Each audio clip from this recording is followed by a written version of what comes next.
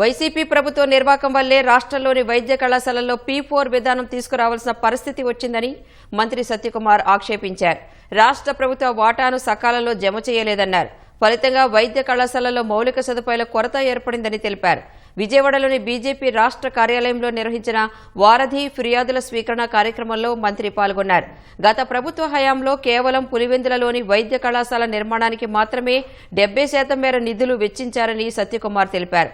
చాలా చోట్ల కళాశాలల నిర్మాణ పనులు ప్రాథమిక దశలోనే ఉన్నాయని గుర్తు చేశారు. వైద్య కళాశాలలోని ఉచిత సీట్ల విషయంలో ఎలాంటి అపోహలకు తావులేదని మంత్రి స్పష్టం చేశారు.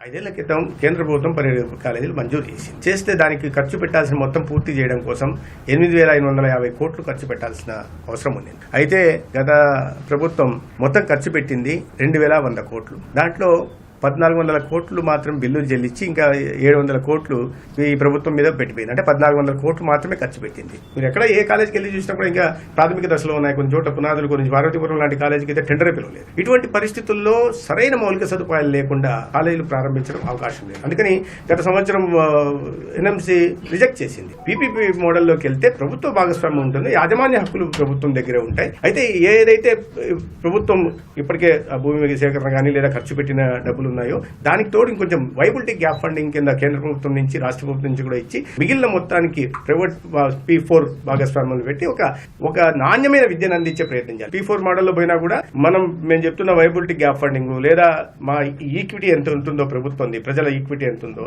దానికి తగినట్టుగా ఫ్రీ సీట్లు వస్తాయి కన్వీనర్ కోటాలు.